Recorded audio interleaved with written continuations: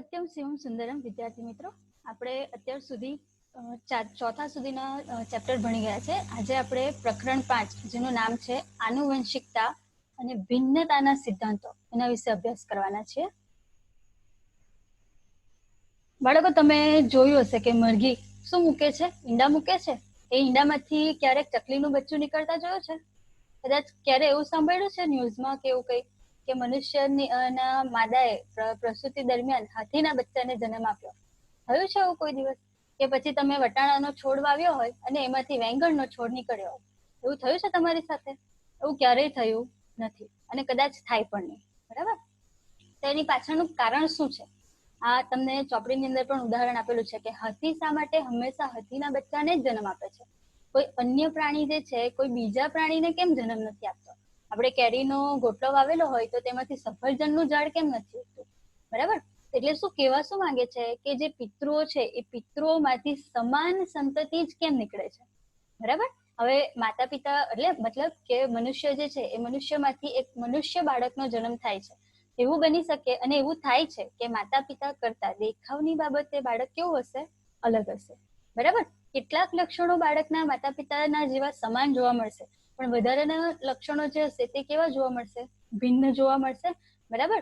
આ પ્રકરણની અંદર એ આનુવંશિક રીતે પેઢી દર પેઢી જે આપણને સમાનતા અને જે ભિન્નતા જોવા મળે છે એના વિશેની જુદી જુદી ચર્ચાઓ કરેલી છે. બરાબર? એક ભાઈ અને બહેન હોય, બરાબર, સગા હોય અથવા તો ટ્વિન્સ હોય તો તેની અંદર પણ આપણને ભિન્નતા જોવા મળે છે. ક્યારેક સમાનતા પણ જોવા મળે છે. ક્યારેક એવું પણ બને છે કે ટ્વિન્સ નહીં હોય તેમ છતાં એ કેવું જોવા મળશે? સમાન જોવા મળશે. તો એ દરેક જે લક્ષણો છે એ લક્ષણો પેઢી દર પેઢી એક પિતૃમાંથી એના પછીની પેઢીની અંદર કેવી રીતે આવે છે એના વિશેની વાત આ ચેપ્ટરની અંદર કરેલી છે. અને આ જે બાબતો છે કે એક લક્ષણ બીજી પેઢીની અંદર કેવી રીતે ઉતરી આવે છે, કે પછી એક લક્ષણ ધારો કે પિતાની અંદર કોઈક રોગ છે, એ રોગ એના બાળકની અંદર નથી જોવા મળતો, પણ એ જ રોગ એના પછી એટલે કે એના પૌત્રની અંદર ક્યારેક જોવા મળે છે. એટલે એક પેઢી છોડીને તેના પછીની બીજી પેઢીની અંદર એ રોગ જોવા મળે છે. તો એ લક્ષણ એ પેઢીની અંદર જોવા મળે છે. બરાબર? તો આ બધી બાબતોનો જે આપણે અભ્યાસ કરીએ છીએ એ જીવ વિજ્ઞાનની જનીન વિદ્યા નામની શાખા સાથે સંકળાયેલો છે. અહીંયા તમને આપેલું છે કે જીવ વિજ્ઞાનની જે શાખા સંકળાયેલી છે આ બાબતો સાથે એને શું કીધું છે? જનીન વિદ્યા. એટલે આ લક્ષણો કઈ રીતે પેઢી દર પેઢી આવતા રહે છે એના વિશેનો જો અભ્યાસ કરીએ આપણે તો એ કઈ શાખામાં અભ્યાસ કરીશું? આપણે જનીન વિદ્યા. એને આપણે શું કહીએ છીએ? જીનેટિક્સ. બરાબર? આ જે વિષય છે એની અંદર આપણે શેનો અભ્યાસ કરીશું? આનુવંશિકતા અને પિતૃથી એના પછીની પેઢી એટલે કે એના સંતતિની અંદર લક્ષણોની અંદર જે ભિન્નતા કે સમાનતા જે જોડાયેલી છે એના વિશેનો અભ્યાસ આ ચેપ્ટરની અંદર આપણે કરીશું. બરાબર? હવે આજે સમાનતા અને જે ભિન્નતા જે આપણને જોવા મળે છે એમાં ભિન્નતાની પાછળનું મુખ્ય કારણ શું છે? લિંગી પ્રજનન. કેમ? તો કે લિંગી પ્રજનન દરમિયાન જે રંગસૂત્રો છે, જે જનીનો છે એ સંયોજન પામશે, વિશ્લેષણ પામશે, તો તે દરમિયાન લક્ષણો જે પિતૃની અંદર છે એનાથી કંઈક અલગ સંતતિની અંદર આપણને ઉતરેલા જોવા મળશે. બરાબર છે? આ જે પ્રયોગો છે, આ જે સિદ્ધાંતો છે જે આપણે ભણીએ છીએ એના વિશેની જે પ્રયોગ અથવા તો એના વિશેનો જે અભ્યાસ છે એ વૈજ્ઞાનિકોએ કર્યો છે અને એના વિશેની જે માહિતી છે એ આગળ તમને આ પ્રકરણની અંદર આપેલી છે. અહીંયા તમને એક ઉદાહરણ આપેલું છે કે કૃત્રિમ પસંદગી અને પાલતુ બનાવેલી આદિ વન્ય ગાયોમાંથી એક સંકર જાત બનાવેલી છે જેને આપણે પંજાબની સહીવાલ ગાય તરીકે ઓળખીએ છીએ. બરાબર? એટલે બે જુદી જુદી જાતો વચ્ચે સંકરણ કરીને કંઈક નવા લક્ષણો ધરાવતી નવી પેઢી અથવા તો નવી સંતતિનું આપણે નિર્માણ કરીએ છીએ. બરાબર? આ પ્રકરણની અંદર આપણે મેન્ડલ નામના વૈજ્ઞાનિકે જે પ્રયોગો કરેલા છે એના વિશેની સંપૂર્ણ માહિતી જોવાના છે. એક વસ્તુ યાદ રાખવાની બાળકો, કે આનુવંશિકતા એવો શબ્દ આવે તો આનુવંશિકતા સાથે મેન્ડલ નામ તમને યાદ આવવું જોઈએ. કેમ? કારણ કે મેન્ડલે આનુવંશિકતાના ઘણા બધા નિયમો આપ્યા છે. આનુવંશિકતા એટલે પેઢી દર પેઢી કંઈક ને કંઈક આપણને નવું કે સમાન જે આપણને જોવા મળે છે એ કઈ રીતે આવે છે એના વિશેની વાત મેન્ડલે કરી છે. અને મેન્ડલે એ બધા પ્રયોગો શેના ઉપર કરેલા? વટાણાના છોડ ઉપર. બરાબર? એટલે આનુવંશિકતા આવે એટલે કોનું નામ યાદ આવવું જોઈએ? મેન્ડલ. અને સાથે સાથે વટાણાના છોડ યાદ આવવા જોઈએ. બરાબર છે? આપણે ટૂંકમાં પહેલા જોઈ લઈએ કે આ ચેપ્ટરની અંદર કઈ કઈ વસ્તુઓ તમને ભણવાની છે. બરાબર છે? પહેલા તો આવશે મેન્ડલનું કાર્ય, કે મેન્ડલે જે વટાણાના છોડ ઉપર કાર્ય કર્યું તો બીજા કોઈ છોડ ઉપર જ કેમ નહીં, વટાણાના છોડ ઉપર જ કેમ કામ કર્યું અને શું કાર્ય કર્યું એના વિશેની માહિતી આ ચેપ્ટરની અંદર જોઈશું. ત્યાર પછી આવશે એક સંકરણનો પ્રયોગ. એક સંકરણનો પ્રયોગ, એક શબ્દ પરથી તમારે સમજવાનું છે કે એક સંકરણ એટલે અહીંયા કંઈક એવી વસ્તુ લીધી હશે કે જે એક હશે. બરાબર? ત્યાર પછી છે પ્રભુતાનો નિયમ. પ્રભુતાના નિયમની અંદર કોઈ એક લક્ષણ કેવું હશે? પ્રભુત્વ ધરાવતું, એટલે કે પ્રભાવી હશે. એ કેમ પ્રભાવી છે, કેવી રીતે પ્રભાવી છે એના વિશેની માહિતી છે. ત્યાર પછી છે વિશ્લેષણનો નિયમ. વિશ્લેષણના નિયમની અંદર જે જનીનોની અંદરથી લક્ષણો બીજી પેઢીની અંદર આવે છે એ અલગ અલગ જનીન ધરાવે છે એના વિશેની માહિતી છે. ત્યાર પછી કસોટી સંકરણ. ત્યાર પછી બે જનીનોનું વારસાગમન. જે રીતે આપણે એક સંકરણનો પ્રયોગ જોયો તે જ રીતે દ્વિસંકરણનો પ્રયોગ આવશે. એટલે જે વસ્તુ, જે લક્ષણ એક સંકરણના પ્રયોગની અંદર એક છે તે દ્વિસંકરણમાં કેવું હશે? બે હશે. ત્યાર પછી મુક્ત સંશ્લેષણનો નિયમ, મુક્ત વિશ્લેષણનો નિયમ. ત્યાર પછી મેન્ડલે જે કાર્ય કર્યું એ કાર્ય કેટલું યોગ્ય હતું તેના વિશેનું એનું મૂલ્યાંકન આપણે જોવાના છીએ. ત્યાર પછી સંલગ્નતા અને પુનઃ સંયોજન. સંલગ્નતા અને પુનઃ સંયોજનની અંદર જે લિંગી પ્રજનનની પ્રક્રિયા થાય છે એ દરમિયાન જે રંગસૂત્રો જોડાય છે, બેવડાય છે એના વિશેની માહિતી આવશે. બહુજનનિક વારસો અને પ્લિયોટ્રોપી. અહીંયા સમજવા જેવું છે, આ બંને વસ્તુ એકબીજાથી વિરુદ્ધ આવશે, બહુજનનિક વારસો અને પ્લિયોટ્રોપી. બહુજનનિક વારસામાં શું આવશે કે કોઈ એક લક્ષણ માટે એક કરતા વધારે જનીનો હાજર હશે, જ્યારે એનાથી વિરુદ્ધ પ્લિયોટ્રોપીમાં શું હશે કે કોઈ એક જનીન હશે જે એક કરતા વધારે લક્ષણો દર્શાવશે. બરાબર? ત્યાર પછી આવે છે લિંગ નિશ્ચયન. લિંગ નિશ્ચયનની અંદર એવી માહિતી શું ભણવાના છે તો કે બાળક જ્યારે ગર્ભમાં હશે, બરાબર, તો એ સંતતિ નર હશે કે માદા હશે એ લિંગ નિશ્ચયન કઈ રીતે થાય છે એના વિશેની માહિતી. એની અંદર તમને મનુષ્યની અંદર લિંગ નિશ્ચયન કઈ રીતે થાય છે અને મધમાખીની અંદર લિંગ નિશ્ચયન કઈ રીતે થાય છે એ બંને માહિતી આપેલી છે. અને અંતે આપણે દરેક ચેપ્ટરની અંદર અંતે શું જોઈએ છીએ? કંઈક ખોટું થશે કે કંઈક વિકૃતિ દર્શાશે તો રોગો કયા કયા જોવા મળશે, મુશ્કેલી કઈ કઈ સર્જાશે. તો આ પ્રકરણની અંદર પણ અંતે આપણે શું ભણવાના છીએ કે જનીનની અંદર જો કોઈ વિકૃતિ થશે તો કઈ કઈ અનિયમિતતાઓ, બરાબર, કઈ કઈ સમસ્યાઓ એ સંતતિની અંદર આપણને જોવા મળશે એના વિશેની માહિતી જોવાના છે, જેની અંદર જનીનિક અનિયમિતતા અને રંગસૂત્રીય અનિયમિતતા એના વિશે જોવાના છે. આ આપણે ટૂંકમાં આખા પ્રકરણ વિશેની માહિતી જોઈ. આગળ જોઈએ. પહેલું આવે છે મેન્ડલનું કાર્ય. આપણે હમણાં જ વાત કરી ગયા કે મેન્ડલે શેના ઉપર કાર્ય કરેલું? વટાણાના છોડ ઉપર. તો વટાણાના છોડ જ કેમ લીધા? કારણ કે વટાણાના છોડ જે છે એને ખુલ્લી જગ્યાઓમાં ઉછેરવાનું કેવું છે? એકદમ સરળ છે. વટાણાના જે પુષ્પ છે એ પુષ્પ કેવા છે? સામાન્ય રીતે સ્વફલન કરે છે. સ્વફલન એટલે એક જ વનસ્પતિના બે પુષ્પો વચ્ચે ફલનની પ્રક્રિયા સરળતાથી થઈ જશે. બરાબર? વટાણાનો છોડ કેવો છે? વિરોધાભાસી લક્ષણ ધરાવે છે. વિરોધાભાસી લક્ષણ એટલે કેટલાક ઊંચા હશે, કેટલાક નીચા હશે, એટલે એકબીજાથી અલગ અલગ લક્ષણ ધરાવતા છોડ જોવા મળે છે. એટલે જો હવે દરેક છોડ જો કેવા હશે? સમાન લક્ષણ ધરાવતા હશે તો એના વચ્ચે સંકરણ કરીને શું ફરક પડશે? જ્યારે આપણે સંકરણ કરાવીએ તો શું કરશું? બે જુદા જુદા લક્ષણ ધરાવતું કોઈ પ્રાણી કે વનસ્પતિ હશે તો એના વચ્ચે સંકરણ કરાવશું અને તો આપણને નવી સંતતિમાં કંઈક વિવિધતા જોવા મળશે. બરાબર? તો વટાણાનો છોડ સંકરણ માટે કેમ વધારે ઉપયોગી બન્યો મેન્ડલને? કારણ કે એના છોડની અંદર વિરોધાભાસી લક્ષણો એટલે કે વિવિધતા વધારે જોવા મળતી હતી. બરાબર? એટલે એને બે જુદા જુદા લક્ષણો જોઈતા હોય તો સરળતાથી એ છોડની અંદર મળી જાય કે જેથી કરીને એના વચ્ચે સંકરણ કરી નવી સંતતિનું નિર્માણ કરી શકે.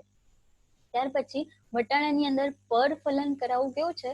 સરળ છે, મુશ્કેલ નથી. પરફલન એટલે પોતાની ઈચ્છાથી, આપણે આપણી ઈચ્છાથી ફલનની પ્રક્રિયા કરાવીશું તો એ વટાણાના છોડની અંદર કેવું છે? સરળ છે. એટલે કે જ્યારે પુષ્પ ખીલવાનું હોય તો પહેલાથી એની અંદરથી પુંકેસરો દૂર કરી દઈશું અને જે લક્ષણો જોઈતા હોય તેના પુંકેસર, એના સ્ત્રીકેસર ઉપર આપણે છાંટીને, પરાગરજ છાંટીને એના પરાગાસન ઉપર સ્થાપિત કરાવી દઈશું. એ જે પ્રક્રિયા છે એ વટાણાના છોડની અંદર કેવી છે? સરળ છે. બરાબર? ત્યાર પછીનો મુદ્દો છે કે મહદઅંશે કૃત્રિમ ફલન કેવું છે, સફળ થાય છે. એટલે કે જે હમણાં જે આપણે વાત કરી કે કૃત્રિમ રીતે આપણે ફલન કરાવીશું, તે વટાણાના છોડની અંદર એની અંદર નિષ્ફળ જવાની શક્યતાઓ કેવી છે, એકદમ ઓછી છે. એની અંદર મોટાભાગના જે પ્રયોગો છે એ એક જ સમયે એક જ લક્ષણની આનુવંશિકતાનો અભ્યાસ કર્યો હતો. એટલે મેન્ડલે શું કરેલો કે એક છોડની અંદરથી એક જ લક્ષણ પસંદ કરીને ફક્ત તેનો જ અભ્યાસ કરેલો. કદાચ એવું હોય કે એક છોડ ઊંચો છે અને એની સિંગ કેવી આવે છે, ચપટી આવે છે, અને એક છોડ એવો છે કે નીચો છે અને એની સિંગ જાડી આવે છે. તો કોઈ એક તેમ છતાં બે જુદા જુદા લક્ષણ છે, તેમ છતાં મેન્ડલ શું કરશે, એક જ લક્ષણ લેશે અને તેનો જ અભ્યાસ કરશે. બરાબર. તેમણે એક બીજું કાર્ય મહત્વનું કરેલું કે એમણે જે પણ આંકડાકીય પરિણામ મેળવ્યા, બરાબર, એ આંકડાકીય પરિણામને સતત સાચવતા ગયા. બરાબર. એટલે જ્યારે પણ અંતિમ પરિણામ જાહેર કરે ત્યારે એ અર્થપૂર્ણ રીતે એ આંકડાકીય માહિતી એમને ઉપયોગી નીવડી. જેમ જેમ પિતૃ પેઢી છે તો એના પરિણામો એ નોંધ કરતા ગયા. ત્યાર પછી F1 પેઢીના જે પરિણામ છે એની નોંધ કરતા ગયા, અને તેના પરથી એકના એક પ્રયોગને લોકો મેન્ડલે ઘણી બધી વખત કર્યા, એટલે કે 20 થી 25 વખત, અને દરેક વખતના પરિણામને શું કર્યું, નોંધ કરી. એટલે એ આંકડાકીય માહિતી જે છે એ પરિણામ દર્શાવવા માટે એમના માટે કેવી રહી, મદદરૂપ રહી. બરાબર.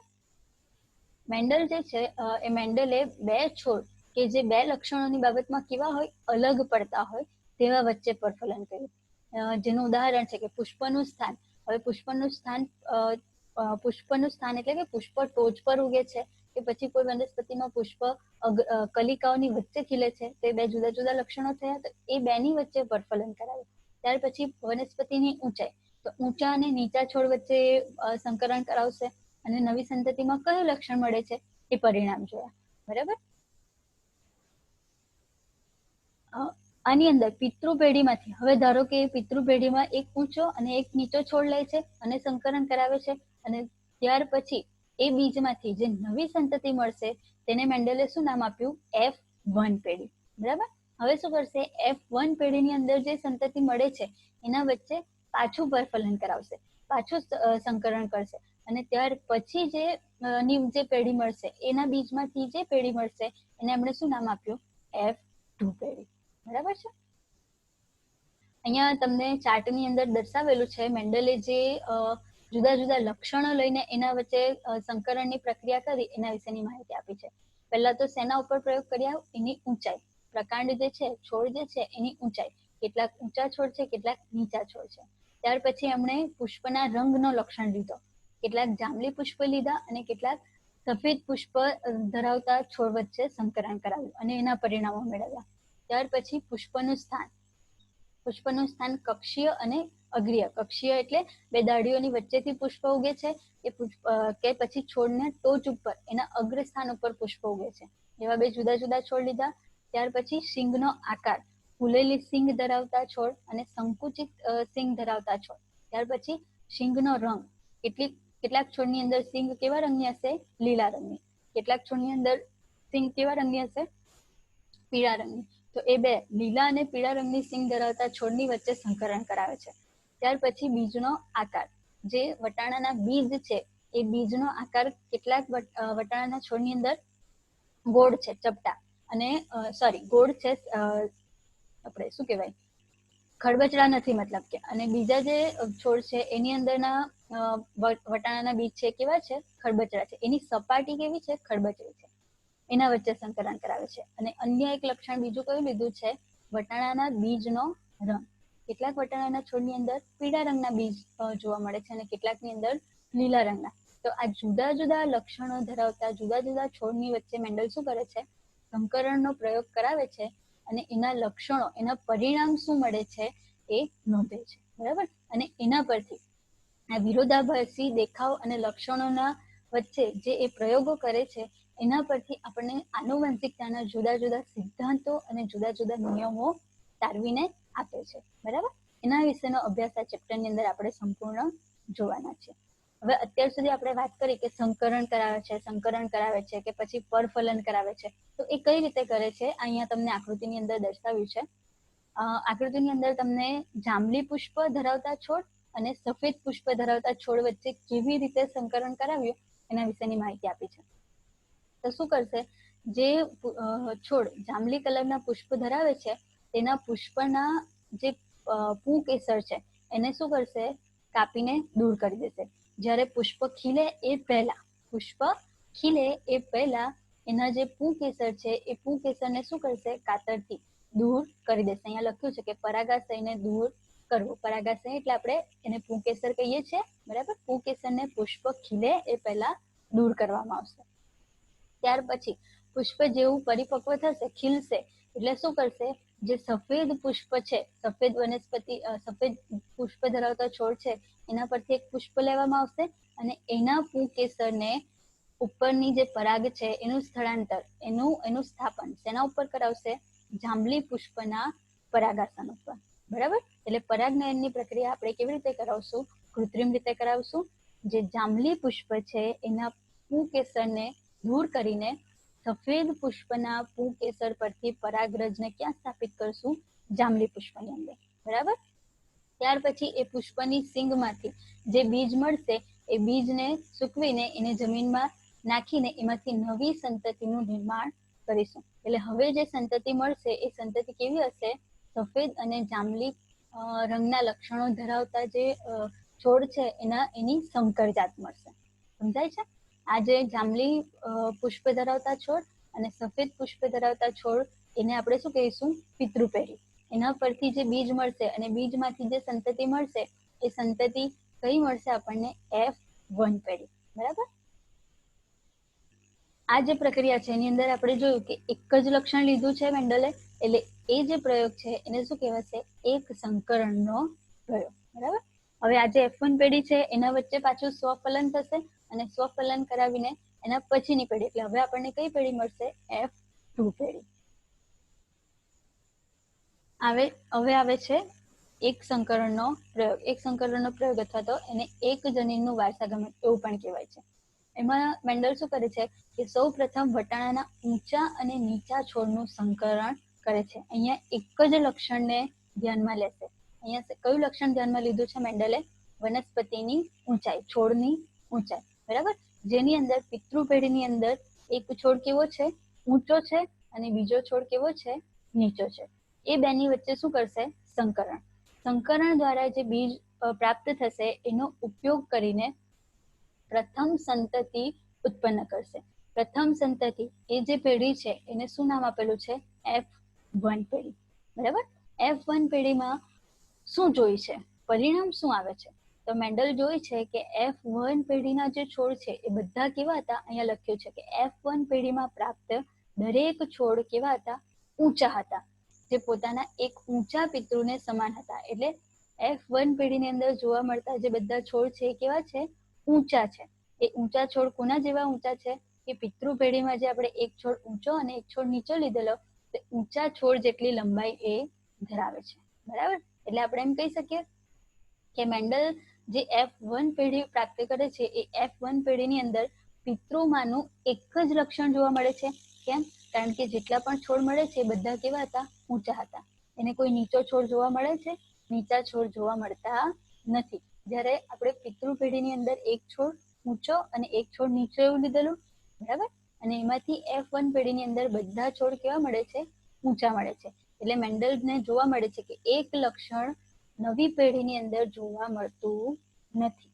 પિતૃની અંદર બે લક્ષણ હતા, એક ઊંચા અને એક નીચા, બરાબર, લંબાઈને, જેમાંથી F1 પેઢીની અંદર બધા છોડ ઊંચા જોવા મળે છે. એટલે નીચા છોડ માટેનું લક્ષણ F1 પેઢીની અંદર જોવા મળતું નથી. એટલે અહીંયા લખેલું છે કે F1 સંતતિઓ હંમેશા કોઈ એક પિતૃઓ સંબંધિત હતા. F1 સંતતિ જે છે એ પિતૃ પેઢીમાંથી કોઈ એક જ લક્ષણ દર્શાવશે, બીજું લક્ષણ એની અંદર જોવા મળશે નહીં. એટલે કે બે માંથી એક પિતૃના જે લક્ષણો છે એની અભિવ્યક્તિ થાય છે અને બીજા પિતૃના લક્ષણની અભિવ્યક્તિ થશે નહીં, બરાબર. હવે મેન્ડલ શું કરશે કે F1 પેઢીમાં જે ઊંચા છોડ મળે છે એ ઊંચા છોડ વચ્ચે સ્વફલન કરાવશે અને સ્વફલન કરાવીને હવે જે પ્રાપ્ત થશે એ પેઢી કઈ છે, F2 પેઢી. હવે F2 પેઢીની અંદર મેન્ડલને શું જોવા મળે છે, તો તો કે કેટલાક છોડ ઊંચા હતા અને કેટલાક છોડ કેવા જોવા મળે છે, નીચા જોવા મળે છે. હવે 4 છોડ છે તો એમાંથી 3 છોડ એને ઊંચા જોવા મળે છે અને એક છોડ કેવું જોવા મળે છે, નીચું જોવા મળે છે. એ પણ કેવું છે તો કે એની જે પિતૃ પેઢીની અંદર ઊંચા અને નીચા છોડ લીધેલા એના સમાન એની લંબાઈ જોવા મળશે. કોઈ મધ્યની લંબાઈ એની અંદર જોવા મળતી નથી. એટલે આપણે એમ કહી શકીએ કે અહીંયા આગળ જે F1 પેઢીમાં જોવા મળ્યું નથી તે લક્ષણ F2 પેઢીની અંદર જોવા મળ્યું, બરાબર. અને સાથે સાથે કોઈ બી છોડ એવો નથી કે જે આ બે ઊંચાઈની વચ્ચેની ઊંચાઈ ધરાવતો હોય, બરાબર. એટલે આપણે એમ કહી શકીએ કે પિતૃ પેઢીનું એક લક્ષણ F1 પેઢીની અંદર જોવા મળતું નથી, પણ એ જ લક્ષણ કે જે F1 પેઢીમાં જોવા નથી મળતું એ F1 પેઢીમાંથી F2 પેઢીની અંદર જોવા મળે છે, બરાબર. હવે મેન્ડલ શું કરશે કે આ પ્રયોગની અંદર છોડની ઊંચાઈ લીધી, તેવી જ રીતે છોડના રંગ, છોડના અંદર જે પુષ્પ આવે છે તે, જે બીજ આવે છે તેના લક્ષણ, એ જુદા જુદા લક્ષણની અંદર સેમ પ્રયોગો કરાવે છે અને એ બધા પ્રયોગોની અંદર એને સરખું પરિણામ મળે છે. સરખું પરિણામ એટલે કે જે પિતૃ પેઢી છે એના બે લક્ષણોમાંથી F1 પેઢીમાં કોઈ એક જ લક્ષણ આવે છે અને F1 પેઢીમાંથી F2 પેઢીની અંદર બંને લક્ષણો જોવા મળે છે. પરંતુ F2 પેઢીની અંદર એક લક્ષણ ઓછા પ્રમાણમાં અને એક લક્ષણ કેવું જોવા મળે છે, વધારે પ્રમાણમાં જોવા મળે છે. અને પાછું બીજું શું ધ્યાનમાં જોવા મળે છે કે કોઈ પણ પ્રકારની અંદર મિશ્રિત પરિણામ જોવા મળતા નથી. મિશ્રિત પરિણામ એટલે કે ઊંચા અને નીચા છોડ પણ કેવા જોવા મળશે, પિતૃ પેઢી જેટલી જ ઊંચાઈ, એના મધ્યમાં કોઈ ઊંચાઈ જોવા મળતી નથી. એટલે એનું એક ઉદાહરણ ધારો કે આપણે જોઈએ કે મેન્ડલની પિતૃ પેઢી કેવી છે કે ઊંચો છોડ 5 સેન્ટીમીટરનો છે અને નીચો છોડ 2 સેન્ટીમીટરનો છે. તો જેટલા પણ પેઢી દર પેઢી ઊંચા છોડ મળશે એ કેવા મળશે, 5 સેન્ટીમીટર ના જ મળશે. અને જો નીચા છોડ મળશે તો એ કેવા મળશે, 2 સેન્ટીમીટર ના જ મળશે. કોઈ પણ છોડ 3 સેન્ટીમીટર કે 4 સેન્ટીમીટરનો કોઈ મધ્ય લંબાઈનો જોવા મળશે નહીં, બરાબર. અહીંયા તમને આકૃતિમાં સમજાવેલું છે કે પિતૃ પેઢીની અંદર શું લીધું છે, કેટલાક ઊંચા છોડ અને કેટલાક નીચા છોડ, એ બેની વચ્ચે શું કરાવે છે, સ્વફલન. સ્વફલન કરાવીને જે નવી સંતતિ મળે છે એને શું નામ આપેલું છે, F1 પેઢી, બરાબર. F1 પેઢીની અંદર પરિણામ શું મળે છે, બધા છોડ ઊંચા મળે છે, બરાબર. અહીંયા તમારે ચોપડીની અંદર સુધારી દેજો, અહીંયા ભૂલથી નીચા લખેલું છે પરંતુ અહીંયા શું આવશે, ઊંચા, બરાબર. એટલે કે F1 પેઢીની અંદર મળતી સંતતિની અંદર લક્ષણ કયું જોવા મળે છે, ઊંચા છોડનું. હવે મેન્ડલ શું કરે છે, આ F1 પેઢીના જે લક્ષણો છે એના વચ્ચે સ્વફલન કરાવશે અને જે મળતી પેઢી છે એને નામ શું આપેલું છે, F2 પેઢી. એની અંદર એને શું જોવા મળે છે કે કેટલાક છોડ ઊંચા છે અને કેટલાક છોડ કેવા છે, નીચા જોવા મળે છે. પરિણામ, કોઈ પણ બાબત સ્થાયી સ્વરૂપમાં પિતૃમાંથી સંતતિમાં જન્યુઓના માધ્યમ દ્વારા ઉત્તરોત્તર પેઢીઓમાં શું કરે છે, વહન પામે છે અને તેઓને આ બાબતને શું કીધું છે, કારકો તરીકે ઓળખાવ્યા, જેને આપણે અત્યારે શું કહીએ છીએ, જન્યુ. ટૂંકમાં શું કહેવા માંગે છે કે કોઈ પણ એક બાબત એટલે કે કોઈ પણ એક લક્ષણ પિતૃ પેઢીમાંથી સંતતિની અંદર ઉતરી આવે છે. હવે એ કેવી રીતે આવે છે, તેના દ્વારા આવે છે તો કે મેન્ડલે એ જે લક્ષણ જેના દ્વારા પિતૃ પેઢીમાંથી સંતતિની અંદર આવે છે એને કારક નામ આપેલું, બરાબર. જેને હાલમાં આપણે શેના તરીકે ઓળખીએ છીએ, જનીન તરીકે. કે જનીન દ્વારા આપણને વારસામાં જુદા જુદા લક્ષણો મળે છે, બરાબર. એટલા માટે આપણે કહી શકીએ કે જનીન જે છે એ આનુવંશિકતાનું એક એકમ છે. આનુવંશિકતાનું એક એકમ એટલે કે પિતૃમાંથી સંતતિની અંદર જે લક્ષણો દાખલ થાય છે, જે લક્ષણો પ્રાપ્ત થાય છે એ તેના દ્વારા પ્રાપ્ત થશે, જનીન દ્વારા, બરાબર. જનીનો સજીવમાં કેવા છે, નિશ્ચિત લક્ષણોની અભિવ્યક્તિ માટેની માહિતી ધરાવે છે. આ જે જનીનો છે એ વિરોધાભાસી અભિવ્યક્તિઓની જોડનું સંકેતન કરે છે. એટલે કે જનીનો કેવા હશે, જોડમાં હશે, બરાબર. અને એ જે જોડ છે એને આપણે વૈકલ્પિક કારક તરીકે ઓળખીએ છીએ. એટલે કે જે જનીન છે એ થોડું ભિન્ન સ્વરૂપ પણ ધરાવશે, બરાબર. હવે આપણે હમણાં જ જોયું કે જનીનો છે એ કેવા હશે, જોડમાં હશે. તો જોડમાં જે જનીનો આપણને જોવા મળે છે એને આપણે મૂળાક્ષરીય સંકેતો દ્વારા દર્શાવી શકીએ છીએ. મૂળાક્ષરીય સંકેતો માટે આપણે એને જનીનો જોડમાં હોય છે, બરાબર. તો એ જે જોડની અંદર જનીનો આપણને જોવા મળે છે એને આપણે મૂળાક્ષરીય સંકેતનો ઉપયોગ કરીને દર્શાવી શકીએ. મૂળાક્ષરીય સંકેતની અંદર મોટી લિપિ અને નાની લિપિનો ઉપયોગ આપણે કરીશું. ઉદાહરણ જોઈએ તો આપણે ઊંચાઈ માટેનું જે લક્ષણ છે, એટલે કે ઊંચી છોડના લક્ષણોની અભિવ્યક્તિ માટે કેપિટલ ટી અને નીચી અભિવ્યક્તિ માટે આપણે સ્મોલ ટી નો ઉપયોગ કરીશું. એટલે કે જેટલા છોડ ઊંચા હશે એના જનીનની અભિવ્યક્તિ આપણે કેવી રીતે કરશું? Capital T. અને જેટલા છોડ નીચા હશે તેના જનીનની અભિવ્યક્તિ આપણે કેવી રીતે કરશું? Small T. બરાબર. એટલે કે આપણે એમ કહી શકીએ કે કેપિટલ ટી અને સ્મોલ ટી એ એકબીજાના શું છે? એલિલ્સ છે, જુદા જુદા કારકો છે. બરાબર. છોડની અંદર ઊંચા અને નીચા લક્ષણો માટેના એલિલનો જોડનો પ્રકાર કેવો હશે? કેપિટલ ટી, સ્મોલ ટી અથવા તો સ્મોલ ટી. આની અંદર કેપિટલ ટી જનીન પ્રકાર ધરાવતા છોડ કેવા હશે? ઊંચા હશે. કેપિટલ ટી સ્મોલ ટી ધરાવતા છોડ કેવા હશે? એ પણ ઊંચા હશે. અને સ્મોલ ટી ધરાવતા જનીન પ્રકાર ધરાવતા છોડ કેવા હશે? નીચા હશે. બરાબર. મેન્ડલ એ પણ સાબિત કરે છે કે શુદ્ધ સંવર્ધિત વટાણાની ઊંચી અથવા નીચી જાતમાં એલિલ જોડ કેવો હશે?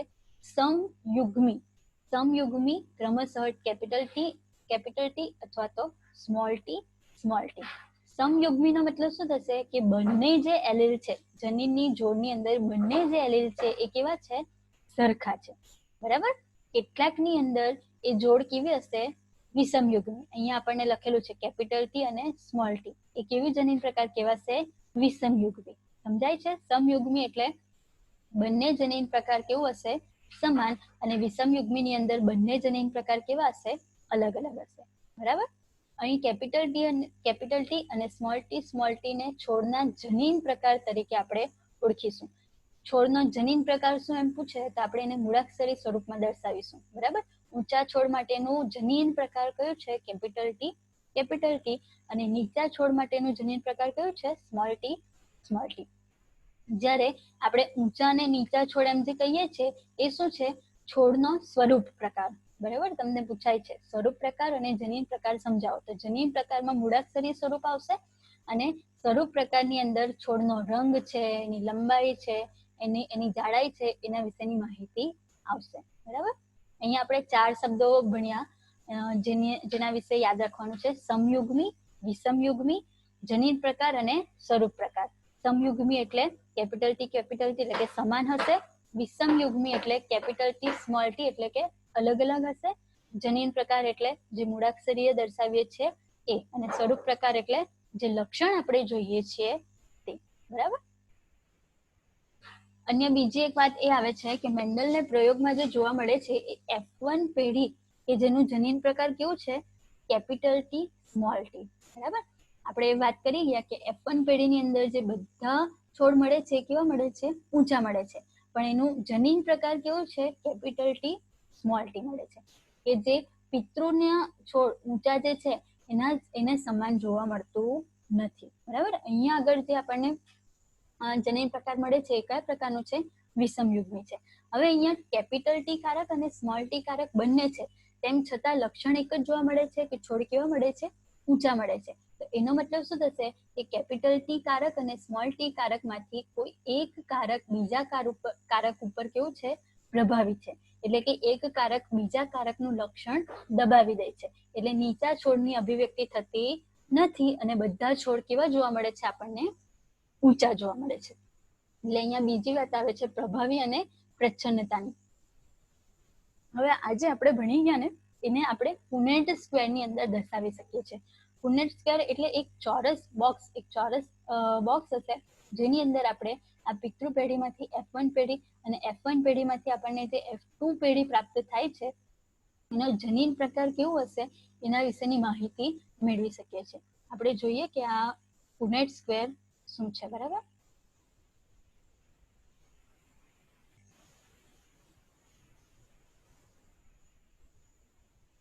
પુનેટ સ્ક્વેર સમજતા પહેલા જે આપણે અત્યાર સુધી જોઈ ગયા ને એ પણ સાથે સાથે જોતા જઈએ તો તમને પુનેટ સ્ક્વેર સરળતાથી સમજાશે. બરાબર. આપણે હમણાં શું જોઈ ગયા કે પિતૃ પેઢીની અંદર મેન્ડલ શું લે છે? ઊંચા અને નીચા છોડ લે છે. બરાબર. જેની અંદર ઊંચા છોડની અંદર જનીન પ્રકાર કેવું છે? કેપિટલ ટી અને નીચા છોડની અંદર જનીન પ્રકાર કેવું છે? Small T. વિડીયોની અંદર જોતા જજો, જે લખાય છે એ સમજતા જજો, બરાબર. હવે શું કરે છે મેન્ડલ? આ જે ઊંચા છોડ કે જેનો જનીન પ્રકાર શું છે? કેપિટલ ટી અને નીચા છોડ કે જેનો જનીન પ્રકાર શું છે? સ્મોલ ટી, એના વચ્ચે સ્વફલન કરાવશે. એટલે હવે જે આપણને પેઢી મળશે એ કઈ મળશે? F1 પેઢી મળશે. આગળ જોઈએ. હવે જે આપણને F1 પેઢી મળશે એ F1 પેઢીની અંદર આપણને કેવા લક્ષણો મળશે અને કેવા જનીન પ્રકાર મળશે એ જોઈએ, બરાબર. હવે અહીંયા જે આપણને જનીન પ્રકાર મળશે એ ઊંચા અને નીચા છોડ જે પિતૃ પેઢી છે એના પરથી મળશે. તો એ કઈ રીતે મળે છે એ જુઓ. Capital T, small T. પહેલા તો આપણને બધા છોડ કેવા મળે છે? ઊંચા મળે છે. અને એનો જનીન પ્રકાર શું આવશે? ઊંચા છોડનું એક કેપિટલ ટી, નીચા છોડનું એક સ્મોલ ટી. અહીંયાથી ઊંચા છોડનું એક કેપિટલ ટી અને અહીંયાથી એક નીચા છોડનું સ્મોલ ટી, બરાબર. એટલે બંને જે પિતૃ પેઢીના લક્ષણો છે એ લક્ષણોનું જનીન નવી પેઢીની અંદર ઉતરી આવશે. પણ જે સ્વરૂપ પ્રકાર છે એ ફક્ત કેવું જોવા મળશે? બધા છોડ કેવા જોવા મળશે? ઊંચા જોવા મળશે, બરાબર. હવે આગળ શું થશે? જે બંને ઊંચા છોડ છે F1 પેઢીના એના વચ્ચે સ્વફલન કરાવશે. એટલે હવે જે આપણને પેઢી મળશે કઈ મળશે? F2 પેઢી. F2 પેઢીની અંદર આપણને જે પરિણામ મળશે એ કઈ રીતે મળશે? જે ઊંચા છોડ છે F1 પેઢીના એના પરથી પહેલા આપણને શું મળશે? જનીન પ્રકાર કેપિટલ ટી, ત્યાર પછી કેપિટલ ટી, સ્મોલ ટી, ત્યાર પછી પાછું સ્મોલ ટી, કેપિટલ ટી અને અંતે શું મળશે? સ્મોલ ટી, બરાબર. જેનો જનીન પ્રકાર શું હશે? એક છોડ ઊંચો કે જેનો જનીન પ્રકાર શું છે? Capital T. ત્યાર પછી ઊંચા છોડ જેનો જનીન પ્રકાર શું છે? Capital T, small T. ત્યાર પછી પાછો એક ઊંચો છોડ છે કે જેનો જનીન પ્રકાર શું છે? Capital T, small T. અને જેનું જનીન પ્રકાર કેવું છે? Small T. એની અંદર લક્ષણ કયું જોવા મળશે? છોડ નીચો હશે, બરાબર. હવે આ જે જનીન પ્રકાર છે એ કેવી રીતે એની ગણતરી કરે છે મેન્ડલ, એના વિશે જોઈએ. એ શેનો ઉપયોગ કરે છે? પુનેટ સ્ક્વેરનો.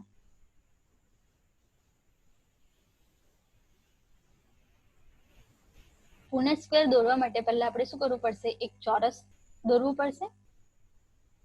એ ચોરસની અંદર P પેઢીમાંથી આપણે F1 પેઢી મેળવશું અને F1 પેઢીમાંથી F2 પેઢી મેળવશું.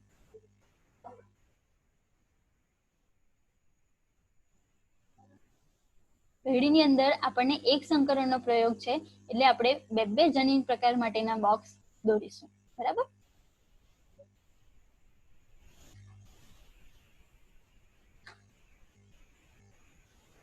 જેની અંદર ઉપરની તરફ અને બાજુએ બે જે ખાના છે એની અંદર આપણે ઊંચા અને નીચા લક્ષણો માટેનું જે જનીન પ્રકાર છે એ લખીશું, બરાબર. અહીંયા આપણે P પેઢીમાંથી, પિતૃ પેઢીમાંથી F1 પેઢી મેળવવાના છે. ઉપરના જે પહેલું ખાનું છે એની અંદર આપણે શું લખશું? પિતૃ પેઢી, P પેઢી.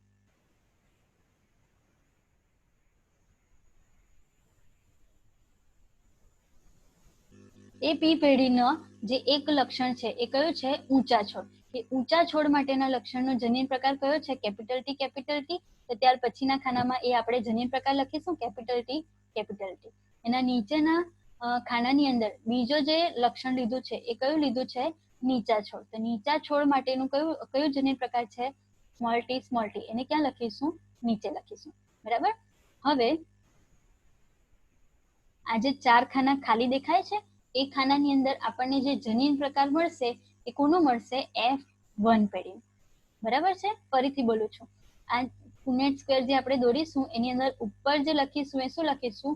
જે પેઢીમાંથી નવી પેઢી મેળવવાના છે તે. એટલે અહીંયા કઈ આવશે? P પેઢી. P પેઢીની અંદર ઊંચા અને નીચા લક્ષણો વાળા છોડ લીધા છે. તો ઊંચા લક્ષણો માટેનું જનીન પ્રકાર કેપિટલ ટી અને અહીંયા લખીશું. અને નીચા છોડ માટેનું જનીન પ્રકાર સ્મોલ ટી અને સ્મોલ ટી એને ક્યાં લખીશું? અહીંયા લખીશું. અને વચ્ચે હવે જે આપણને પ્રાપ્ત થશે જનીન પ્રકાર એ કોનો પ્રાપ્ત થશે? F1 પેઢીનો.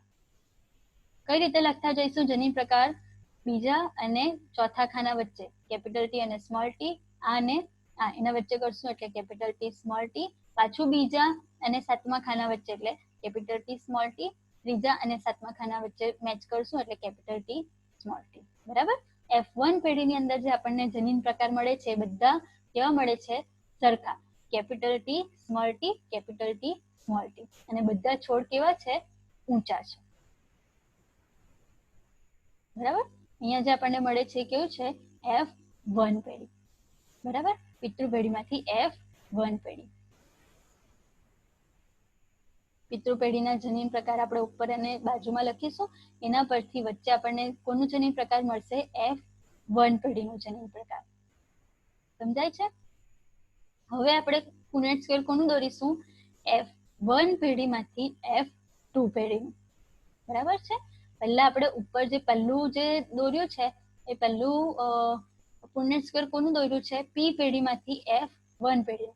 હવે આપણે જોઈશું F1 પેઢીમાંથી F2 પેઢીનું. સરખું જ એક ચોરસ દોરીશું તેની અંદર F1 પેઢી માટે બે જનીન પ્રકાર અને F2 પેઢી F1 ના ઊંચા અને ઊંચા છોડ માટેનું જનીન પ્રકાર. બરાબર. અહીંયા દર્શાવે છે પહેલું જે છે એ P પેઢીમાંથી F1 પેઢી. હવે આપણે બીજું જે દોરીએ છીએ એ કયું છે? F1 પેઢીમાંથી F2 પેઢી. બરાબર. સરખું અહીંયા આપણે પહેલા બોક્સની અંદર પહેલા સ્ક્વેરની અંદર P પેઢી લખેલું, ત્યાં હવે શું આવશે? F1 પેઢી. બરાબર. અને જ્યાં આપણે F1 પેઢી મળેલી ત્યાં હવે કઈ પેઢી મળશે? F2 પેઢી. ક્લિયર છે? જે રીતે P પેઢીમાં ઊંચા છોડનું ટી અને નીચા છોડનું સ્મોલ ટી હતું, તેમ F1 પેઢીની અંદર ઊંચા છોડ માટે કેપિટલ ટી સ્મોલ ટી, તો અહીંયા શું આવશે? કેપિટલ ટી, અને અહીંયા આવશે સ્મોલ ટી. અને અહીંયા ઊંચા છોડ માટે કેપિટલ ટી સ્મોલ ટી, તો અહીંયા શું આવશે? Capital T small T. બરાબર. હવે જે આપણને મળશે એ શું મળશે? F2 પેઢી. F2 પેઢી capital T small T, capital T, ત્યાર પછી કેપિટલ ટી સ્મોલ ટી, અને છેલ્લે જે આવશે એ છે સ્મોલ ટી સ્મોલ ટી. સમાન લક્ષણ આપણને જોવા મળે છે પુનેટ સ્ક્વેરની અંદર. જે અહીંયા આપણને જોવા મળે છે એ જ અહીંયા પણ જોવા મળે છે. બરાબર છે. જેની અંદર કેપિટલ ટી એનું સ્વરૂપ પ્રકાર કયું હશે? ઊંચા છોડ. કેપિટલ ટી સ્મોલ ટી પણ છોડ કેવા હશે? ઊંચા હશે. કેપિટલ ટી સ્મોલ ટી છોડ ઊંચા, અને સ્મોલ ટી છોડ કેવા જોવા મળશે? નીચા જોવા મળશે. બરાબર. તો F2 પેઢીની અંદર આપણને જનીન પ્રકારનું પરિણામ, આપણે પરિણામ જો જોઈએ તો પરિણામની અંદર જનીન પ્રકાર કેવા જોવા મળશે? ઓકે, પહેલા સ્વરૂપ પ્રકાર કેવા જોવા મળશે? કેટલાક છોડ ઊંચા અને નીચા. 4 ની અંદર આપણે ગણતરી કરીએ તો 3 છોડ ઊંચા અને 1 છોડ નીચા, એટલે આપણે 3:1 નો રેશિયો કહીશું. 75% છોડ આપણને કેવા જોવા મળશે? ઊંચા. બરાબર છે. અને 25% છોડ આપણને કેવા જોવા મળશે? નીચા. બરાબર. જનીન પ્રકાર જો જોઈએ તો કેપિટલ ટી સમયુગ્મી જનીન આપણને ઊંચા છોડ માટેનું એક, સમયુગ્મી જનીન નીચા છોડ માટેનું એક, અને વિષમયુગ્મી જનીન ઊંચા છોડ માટેના આપણને કેટલા જોવા મળશે? 2 જોવા મળશે. એટલે 1:2:1 નો રેશિયો આપણને જોવા મળશે. સમજાય છે? આજે આપણે પેઢીઓના અંદરની વાત કરીએ છીએ, એની અંદર અંડકોષ અને શુક્રકોષને કારણે આપણને નવી સંતતિનું નિર્માણ જોવા મળશે. એટલે અહીંયા જે આપણે આજે લખીએ છીએ કેપિટલ ટી સ્મોલ ટી જનીન પ્રકાર અને કેપિટલ ટી સ્મોલ ટી જનીન પ્રકાર, અથવા તો કેપિટલ ટી જનીન પ્રકાર અને સ્મોલ ટી જનીન પ્રકાર, એ આપણને અંડકોષ અને શુક્રકોષ અથવા તો જે સ્ત્રીકેસર અને પુંકેસરના જે ભાગો છે, જે કોષો છે, એના દ્વારા આગળ જોવા મળશે. બરાબર.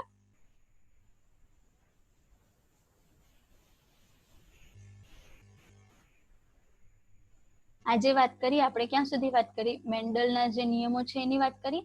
એને શુદ્ધ વટાણાના છોડની અંદર જે પ્રયોગો કર્યા હતા એની વાત કરી. ત્યાર પછી જે જુદા જુદા લક્ષણો વચ્ચે એ પ્રયોગો કરાવે છે તે જોયું. અને અંતે એક જનીનોનું વારસાગમન એટલે કે એક સંકરણનો જે પ્રયોગ છે ત્યાં સુધીની માહિતી આપણે જોઈએ છે, જેની અંદર જનીનોની વાત આવે છે, વૈકલ્પિક કારકોની વાત આવે છે, સમયુગ્મી જનીન, વિષમયુગ્મી જનીન, જનીન પ્રકાર, સ્વરૂપ પ્રકારની માહિતી આવે છે, પ્રભાવી કારક અને પ્રચ્છન્ન કારકની વાત આવે છે, બરાબર. એક સંકરણના પ્રયોગનું મુખ્ય વાત શું આવે છે કે એક સંકરણના પ્રયોગની અંદર જે મેન્ડલ જે છે એ ફક્ત અને ફક્ત એક જ લક્ષણ લઈને પ્રયોગ કરાવે છે. અને અંતે આપણે પુનેટ સ્ક્વેર કેવી રીતે દોરાશે એના વિશેની વાત કરી અને એક સંકરણના પ્રયોગનું જે પરિણામ મળે છે 3:1 સ્વરૂપ પ્રકાર અને જનીન પ્રકાર 1:2:1 એના વિશેની માહિતી લીધી છે, બરાબર. પુનેટ સ્ક્વેરની અંદર આપણે જોયું ને કે અહીંયા ઉપર આપણે F1 પેઢીના જન્યુઓ લખીએ છીએ અને F1 પેઢીના જન્યુઓ ડાબી બાજુએ પણ લખીએ છીએ, બરાબર. તે ઉપર અને નીચે જે આપણે જન્યુઓ લખીએ છીએ શું લખીએ છીએ? માદાના અંડકોષ અને નરના પરાગરજના કોષોના જન્યુ પ્રકાર લખીએ છીએ, બરાબર. આજે આપણે અહીંયા સુધી જોઈશું, ત્યાં હવે પછી આગળ બીજા દિવસે જોઈશું, બરાબર.